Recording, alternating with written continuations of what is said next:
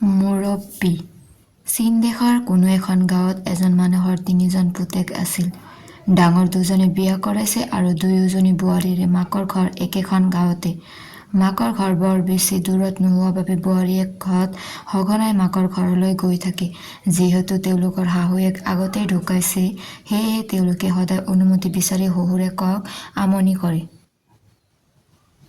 শহুৰেকে বোৱাৰীয়েকহঁতক বেয়া পাব বুলি মাকৰ ঘৰলৈ যাবলৈ নিদিও নোৱাৰে, অথচ ইমান ঘনকৈ মাকৰ ঘৰলৈ গৈ থাকিলে নিজৰ ঘৰখনৰ কাম-কাজ ভালদৰে নহয় বুলি তেওঁৰ অলপ অভিযোগো আছে। বোৱাৰীয়েকহঁতৰ মাকৰ ঘৰলৈ যোৱাটো কিদৰে বন্ধ কৰিব পাৰি সেই বিষয়ে তেওঁ বহুত দিন গুণাগথা কৰি অৱশেষত এটা বুদ্ধি উলিয়ালে।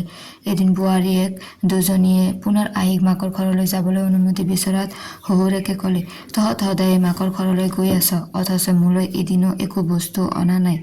এইবাৰ নহ'ব, তহঁতে মোলৈ দুয়ো এটা বস্তু আনিব লাগিব।" এই বুলি কৈ ডাঙৰ বোৱাৰীয়েকক ক'লে, "তই মোলৈ অলপ জুই কাগজত মেৰিয়াই লৈ আহিবি আৰু সৰু বোৱাৰী, তই অলপ বতাহ কাগজত মেৰিয়াই আনিবি।" তেওঁ আকৌ ক'লে, "যদি আনিব পাৰ তেনেহ'লেহে যাবি, আৰু যদি নোৱাৰ তেনেহ'লে আজিৰে পৰা মাকৰ ঘৰলৈ যাওঁ বুলি নকবি। কথা নুশুনি যদি যাৱ তেনেহ'লে আৰু উভতি নাহিবি।" বোৱাৰীয়েক দুজনী আছিল কম বয়সীয়া। সিহঁতে কামকেইটা যে অসম্ভৱ সেই কথা নাভাবিলেই আৰু সাজি-কাজি দুয়োজনী আনন্দ মনেৰে মাকৰ ঘৰলৈ বুলি ওলাই গ'ল। কিন্তু সিহঁতৰে দুৰ্ভাগ্য, আধা বাটতে এজনীৰ জোতাযোৰ ছিগি থাকিল। ছিঙা জোতাযোৰেৰে তাই এখোজে আগবাঢ়িব নোৱাৰা হ'ল।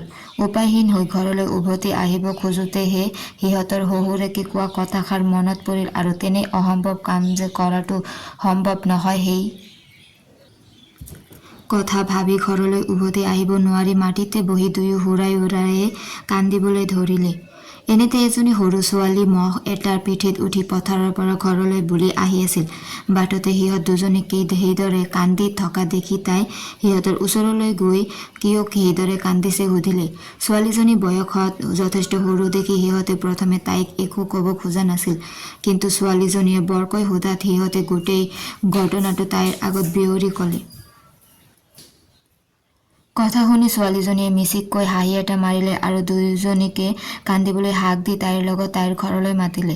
সিহঁতে ছোৱালীজনীৰ কথা সমূলি বিশ্বাস নকৰিলে, কিন্তু তাই যেতিয়া ডাঠি ক'লে যে সেই বস্তু দুটা অনাটো বৰ এটা টান কাম নহয়, তাইৰ ঘৰলৈ গ'লে তাই দুয়োকে সেই দুটা বস্তু দিব পাৰিব, তেতিয়া সিহঁতে তাইৰ লগত যাবলৈ ৰাজি হ'ল আৰু তিনিও গৈ সৰু ছোৱালীজনীৰ ঘৰ পালেগৈ। ঘৰত ছোৱালীজনীয়ে এখন ডাঠ কাগজ ঘূৰণীয়াকৈ কাটি মাজত এটা সৰু ফুটা কৰি তাতে এখন কাগজ কেইবা ভাঁজো দি সুমুৱাই দিলে। তাৰ পাছত সেই ঘূৰণীয়া কাগজখনৰ চাৰিওফালে কাগজেৰে ঘেৰ দি এটা লেমৰ আকৃতি কৰি ওলোমাই ল'ব পৰা কৰি দিলে। তাৰ পাছত সেইটো ডাঙৰ বোৱাৰীয়েকৰ হাতত দি ক'লে যে মাজৰ কাগজ টুকুৰত জুই লগাই দিলে সেই কাগজত মেৰিয়াই অনা জুই হ'ব। এইবাৰ এখন অলপ ডাঠ কাগজ বিচনীৰ আকৃতি কৰি সৰুজনীৰ হাতত দি ক'লে যে সেইখনেৰে বিচিলে গাত বতাহ লাগিব আৰু সেই কাগজেৰে মেৰিয়াই অনা বতাহ হ'ব। গতিকে কাগজৰ লেম আৰু বিচনী শহুৰেকৰ হাতত দিলেই শহুৰেক সন্তুষ্ট হ'ব। সৰু ছোৱালীজনীৰ বুদ্ধি দেখি দুয়োজনীয়ে খুব ভাল পালে। তাতে সিহঁতে জোতাযোৰো চিলাই ল'লে আৰু আনন্দ মনেৰে পুনৰ মাকহঁতৰ ঘৰলৈ গৈ ফুৰি চাকি আনন্দ কৰি দুয়ো ঘৰলৈ উভতি আহি শহুৰেকৰ ওচৰলৈ গৈ নিজৰ বস্তু দিলেগৈ। কাণ্ড দেখি শহুৰেকৰ চকু কপালত উঠিল। তেওঁ ভালকৈ বুজি পালে যে ইমান বুদ্ধি ইহঁত দুজনীৰ হ'ব নোৱাৰে। কোনে সিহঁতক সেই বুদ্ধি দিলে সোধাত সিহঁতে সকলো কথা খুলি ক'লে। শহুৰেকে বুদ্ধিমতী ছোৱালীজনীৰ কথা শুনি লগে লগে তাই কোন কাৰ ছোৱালী, কি কথা, বিয়া বাৰু ঠিক হৈ আছে নেকি ইত্যাদি সকলো খবৰ লোৱালে। তেতিয়াও তাইৰ বিয়া ঠিক নাই হোৱা বুলি শুনি লৰালৰিকৈ সেই বুদ্ধিমতী ছোৱালীজনীক নিজৰ সৰু পুতেকলৈ বিয়া কৰাই আনিলে আৰু সৰু বোৱাৰীয়েকক ঘৰ সুমুৱাই তেওঁ ঘৰখনৰ সকলোকে ক'লে যে সিহঁতৰ যিহেতু মাক নাই আৰু এই সৰু ছোৱালীজনী অসাধাৰণ বুদ্ধিমতী, গতিকে সেই দিনাৰে পৰা তাইয়ে ঘৰখনৰ মুৰব্বী হ'ব। সকলোৱে যেন তাইৰ কথা মানি চলে। বিয়াৰ কাম-কাজ আনন্দ ফূৰ্তি সকলো শেষ হ'লত মানুহজনৰ তিনিও পুতেক সদায় যোৱাৰ দৰে পামলৈ যাবলৈ ওলাল। আগে পিছে যাবৰ সময়ত সদায় সিহঁতে দেউতাকৰ পৰা দিহা পৰামৰ্শ লৈছিল, কিন্তু এইবাৰ দেউতাকৰ ইচ্ছামতে সিহঁত সৰু বোৱাৰীয়েকৰ ওচৰলৈ গ'ল। সৰু বোৱাৰীয়েকে ক'লে যে তেওঁলোক পামলৈ যাওঁতে বা পামৰ পৰা ঘৰলৈ আহোঁতে কেতিয়াও সুদা হাতে যেন নাযায়ও আৰু নাহেও। ঘৰৰ পৰা পামলৈ যাওঁতে সদায় হাতত যেন একোটাকৈ হাৰৰ টোপোলা লৈ যায় আৰু পামৰ পৰা ঘৰলৈ আহোঁতেও যেন সদায় হাতত একোবোজা ঘড়ী আনে। পুতেকহঁতে সৰু বোৱাৰীয়েকৰ কথা শুনি সেইমতে কৰাত সিহঁতৰ শস্যপথাৰ শস্যৰে নদন মদন হৈ পৰিল। ঘৰতো শুকান খৰিৰে দম বান্ধিলে। খৰি যেতিয়া অসংখ্য হ'ল তেতিয়া সৰু বোৱাৰীয়েকে সিহঁতক খৰিৰ সলনি শিলগুটি আনিবলৈ ক'লে। বুজাই বুজাই শিল আনোতে সিহঁতৰ ঘৰৰ কাষৰ চোতালখনত এটা প্ৰকাণ্ড শিলৰ পাহাৰৰ সৃষ্টি হ'ল। এদিন সিহঁতৰ ঘৰৰ কাষেৰে এজন মূল্যৱান পাথৰ বিচাৰি ফুৰা বেপাৰী পাৰ হৈ গৈছিল। শিলৰ পাহাৰখন দেখি সেইফালে চকু দিয়ে তেওঁ শিলৰ মাজত কেইবাটাও মূল্যৱান পাথৰ দেখা পালে আৰু কম দামতে সেই মূল্যৱান পাথৰ কেইটা কিনাৰ মানসেৰে সেই শিলবোৰ বেচিব নেকি সুধিলে। সৰু বোৱাৰীয়েকে শিলবোৰৰ দাম বহুত বেছিকৈ ক'লে, কিন্তু বেপাৰীজনে সেই দামতে কিনিবলৈ ৰাজি হ'ল আৰু দুদিন পিছত আহি পইচা দি শিলবোৰ লৈ যাব বুলি ক'লে। ইমান দামেৰে সেই সাধাৰণ শিলবিলাক কিনিবলৈ ওলোৱাত সৰু বোৱাৰীয়েকে অতি আচৰিত হ'ল। লগে লগে তাইৰ মনলৈ ভাৱ আহিল যে শিলবোৰৰ ভিতৰত নিশ্চয় অতি মূল্যৱান পাথৰ আছে। তাই শহুৰেকৰ হতুৱাই বেপাৰীজনক কোৱালে যে পইচা দিবলৈ আহিবৰ দিনা যেন তেওঁ সিহঁতৰ ঘৰতে দুপৰীয়াৰ সাজ আহাৰ গ্ৰহণ কৰে। দুদিন পিছত বোৱাৰীজনে আহি শহুৰেকৰ হাতত পইচাখিনি দিলেহি। সকলোৱে তেওঁক অতিশয় আদৰ আপ্যায়ন কৰি ভিতৰত বহুৱালে। বিভিন্ন ধৰণৰ অতি সুস্বাদু খাদ্যৰে তেওঁক সোধ-পোছ কৰিলে। সৰু বোৱাৰীয়েকৰ বুদ্ধিমতে শহুৰেকে বেপাৰীজনৰ লগত বিভিন্ন কথা পাতি কথাৰ লাচতে মূল্যৱান পাথৰৰ কথা উলিয়ালে আৰু সাধাৰণ পাথৰৰ পৰা মূল্যৱান পাথৰ কিদৰে বাছি উলিয়াব পাৰি সুধিলে।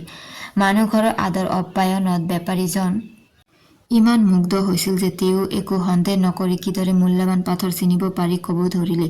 সৰু বোৱাৰীয়েকে পৰ্দাৰ আঁৰৰ পৰা সকলো শুনিলে।